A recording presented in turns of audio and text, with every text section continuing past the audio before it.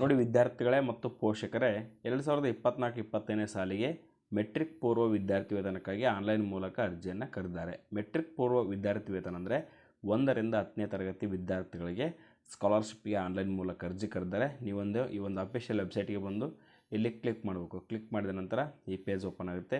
ಇಲ್ಲಿ ವಿದ್ಯಾರ್ಥಿಗಳ SSP ID ಮತ್ತು ಪಾಸ್ವರ್ಡನ್ನು ಹಾಕಬೇಕು. ತದನಂತರ ಇಲ್ಲಿ ಕ್ಯಾಪ್ಚ್ ಕೋಡನ್ನು ಎಂಟರ್ ಮಾಡಬೇಕು. ಎಂಟರ್ ಮಾಡಿ ನೀವು ಲಾಗಿನ್ ಆಗ್ಬೋದು ವಿದ್ಯಾರ್ಥಿಗಳೇ. ನೋಡಿ, ಈ ವರ್ಷದಿಂದ SSP IDಯನ್ನು ಚೇಂಜ್ ಮಾಡಿದ್ದಾರೆ.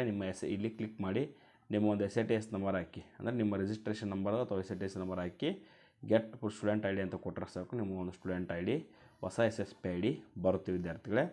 ಇಲ್ಲಿ ನೋಡಿ, ಈಗ ಯಾವ್ಯಾವ ವಿದ್ಯಾರ್ಥಿಗಳು ಅರ್ಜಿ ಪ್ರಾರಂಭವಾಗಿದೆ ಅಂತ ಹೇಳಬೇಕಾದ್ರೆ ನೋಡಿ, ಮೈನಾರಿಟಿ ವಿದ್ಯಾರ್ಥಿಗಳು ಅಂದರೆ ಅಲ್ಪಸಂಖ್ಯಾತರ ಸಮುದಾಯಕ್ಕೆ ಒಳಪಡುವ ಮುಸ್ಲಿಮ್ಸ್, ಕ್ರಿಶ್ಚಿಯನ್ಸ್, ಜೈನ್, ಪಾರ್ಸಿ ಈ ವಿದ್ಯಾರ್ಥಿಗಳ ಒಂದು ಮೆಟ್ರಿಕ್ ಪೂರ್ವ ವಿದ್ಯಾರ್ಥಿ ವೇತನ ಪ್ರಾರಂಭವಾಗಿದೆ.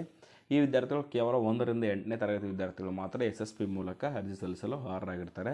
9 ಮತ್ತು 10ನೇ ತರಗತಿ ವಿದ್ಯಾರ್ಥಿಗಳು NSP ಮೂಲಕ ಪೋಸ್ಟ್ ಮೆಟ್ರಿಕ್ ಇದೊಂದು ಪ್ರೀ ಮೆಟ್ರಿಕ್ ಸ್ಕಾಲರ್ಶಿಪ್ಗೆ ಅರ್ಜಿ ಸಲ್ಲಿಸಬೇಕು. 1ರಿಂದ 8ನೇ ತರಗತಿ ವಿದ್ಯಾರ್ಥಿಗಳಿಗೆ ರಾಜ್ಯ ಸರ್ಕಾರ ವಿದ್ಯಾರ್ಥಿ ವೇತನವನ್ನು ವಿತರಣೆ ಮಾಡುತ್ತೆ. ಅದೇ ರೀತಿ ಸಮಾಜ ಕಲ್ಯಾಣ ಇಲಾಖೆ 1ರಿಂದ 10ನೇ ತರಗತಿ ವಿದ್ಯಾರ್ಥಿಗಳು ಅಂದರೆ ಸಮಾಜ ಕಲ್ಯಾಣ ಇಲಾಖೆ ಅಂದರೆ SC ವಿದ್ಯಾರ್ಥಿಗಳು ಅಂದರೆ ಪರಿಶಿಷ್ಟ ಜಾತಿ ವಿದ್ಯಾರ್ಥಿಗಳು.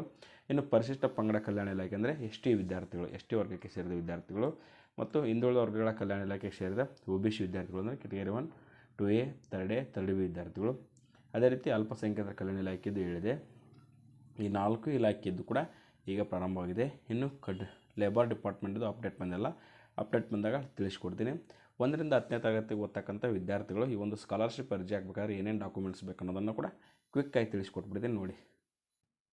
ಈ ಒಂದು ವಿದ್ಯಾರ್ಥಿಯ ಸ್ಕಾಲರ್ಶಿಪ್ಗೆ ಪ್ರೀ ಮೆಟ್ರಿಕ್ 1ರಿಂದ 10ನೇ ತರಗತಿ ವಿದ್ಯಾರ್ಥಿ ಆಧಾರ್ ಕಾರ್ಡ್ ಬೇಕು, ತಂದೆ ತಾಯಿ ಆಧಾರ್ ಕಾರ್ಡ್ ಬೇಕು, ವಿದ್ಯಾರ್ಥಿ SATS ನಂಬರ್ ಬೇಕು, ಅಂದರೆ student achievement tracking system number ಅಂತ ಇದೆಯಲ್ಲ ಅದು ಬೇಕು. ತದನಂತರ ಬ್ಯಾಂಕ್ ಪಾಸ್ಬುಕ್ ಬೇಕಾಗುತ್ತೆ, ಜಾತಿ ಮತ್ತು ಆದಾಯ ಪ್ರಮಾಣಪತ್ರ ಬೇಕಾಗುತ್ತೆ, ಒಂದು ಫೋಟೋ ಬೇಕಾಗುತ್ತೆ. ಎಲ್ಲ ಡಾಕ್ಯುಮೆಂಟ್ಸ್ಗಳನ್ನು ತೆಗೆದುಕೊಂಡು ನೀವು ಆನ್ಲೈನ್ ಮೂಲಕ ಅರ್ಜಿಯನ್ನು ಸಲ್ಲಿಸ್ಬೋದು. ನಿಮಗೇನಾದರೂ ಡೌಟ್ಸ್ ಇದ್ದರೆ ಕಮೆಂಟ್ಸ್ ಮಾಡಿ ತಿಳಿಸ್ಕೊಡ್ತೀನಿ ಅಂತ ಹೇಳ್ತಾ thank you for watching this video.